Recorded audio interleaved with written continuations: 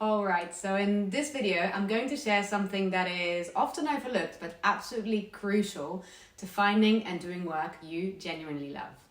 Hello, and welcome back to my channel. My name's Ira Smith, here to help you navigate your career change with ease and confidence.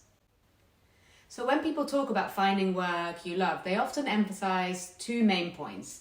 First, aligning your work with your personal interest, and second, making sure that your day-to-day activities are enjoyable. Now, this makes sense, right? If you're passionate about what you do and you enjoy what you're doing on a daily basis, then you're going to be more engaged, more satisfied, and more motivated. That's not exactly rocket science. Now, if you are not sure what it is that you want to do next, make sure that you watch this video in which I take you through a simple brainstorm to help you get clarity about potential directions to take your career in. I'll drop the link to this brainstorm in the comment section below this video. Okay, so back to the point I was trying to make. Here's the thing. Finding a career you genuinely love isn't just about aligning your work with your personal interest and making sure that your day-to-day activities are enjoyable. There is more to the equation. While the actual work you do is important, there are other factors that are arguably even more important. Let me explain. Imagine you've finally figured out what you want to do next.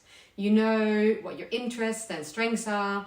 You know what field of work you want to move in and what type of role you'd like to do next.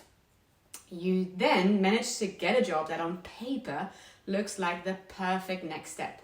It's in an industry or field of work that you're interested in, and the day-to-day activities are not only exciting, but they're also aligned to your strengths and experience. Win, right? Well, what if the actual experience of doing that job turns out to be horrible and totally not what you expected? Your boss is a micromanager, the workload is crazy, and on top of that, you feel undervalued and underpaid. What I'm trying to say here is this. Factors that make up the quality of your work environment are just as, if not more important, to finding work you genuinely love. Things such as autonomy, workload, recognition, having a supportive work community, fair policies, and alignment of values. It is well known and backed by research that a job or workplace that lacks these factors is a breeding ground not only for job satisfaction, but also for burnout. So let me walk you through each of these. Autonomy. Do you have choice and control over your work? Can you make decisions, or is your work totally dictated by others? Workload. Is your workload realistic and sustainable? How does the company safeguard a healthy work-life balance? Recognition. Are you appropriately compensated and recognized for your work? And then this isn't just about salary. This is about feeling valued and seen for the work you do and for the contribution you make.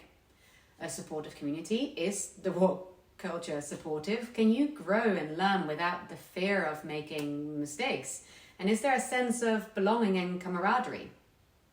Fair policies. Are the policies fair and transparent? Is there equality and no favoritism or discrimination?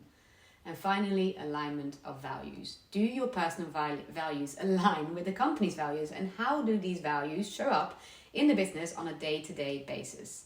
When these factors are missing, any of these factors are missing, even if you love the work itself, it's really hard to be happy and fulfilled. So if you want to find a career you genuinely love, you need to look beyond just the work. Consider both the actual task and the overall work environment. Without this holistic view, you might find yourself in a job that sounds great on paper, but is disappointing in reality. So do yourself a favor and do your due diligence before jumping into a new job. Find out what the quality of the work environment is at the companies that you'd like to work for. If you fail to do this, you're making a leap of faith at best and a painful lesson at worst. Now, how exactly do you find out if you'll have a certain level of autonomy over your work, if the workload is realistic, if you'll be appropriately compensated and recognized for the work you do, if there's a supportive work community, if the company has fair policies, and if your values are aligned with the company's values? Geez, that was a mouthful. Anyway, so here are some ideas. 1. Analyze job postings. A job posting can say an enormous amount about a company's culture, so take some time to go through them and spot any potential red flags. You can even use AI to help you with this. Here's a prompt that might help. Help me understand the company culture by analyzing the information provided in the following job description. Specifically, identify any attributes that may indicate an unhealthy job environment, such as a lack of autonomy, an unrealistic or unsustainable workload, a lack of recognition and appropriate compensation, absence of a supportive work community, and unclear or unfair company policies. Then paste the whole job description of the job that you're applying for at the end of this prompt. 2. Conduct exit interviews. Reach out to people who left the company within the last year or two and suggest meeting up for a coffee to ask them about their experience of working at this company. 3. Conduct reverse job interviews. Interviews are two-way streets, so use them to help you better understand if the company, the team, and the line manager are a good fit for you. Now, I've created a downloadable PDF for you with questions to ask in a reverse job interview, and you can download that. The link is below this video. There you have it. The often overlooked truth about finding work you genuinely love. It's about so much more than just aligning your work with your interests and enjoying the day-to-day activities. It's about the entire work environment and how it supports your growth, your happiness, and well-being. Now, if you found this video helpful, please give it a like, subscribe to my channel, and hit the bell right next to it so you always get notified the moment I post a new video. Thank you so much for watching. Don't forget to download that PDF with those questions to ask in a reverse job interview, and watch this video right here to get clarity about potential next directions to take your career in. See you around.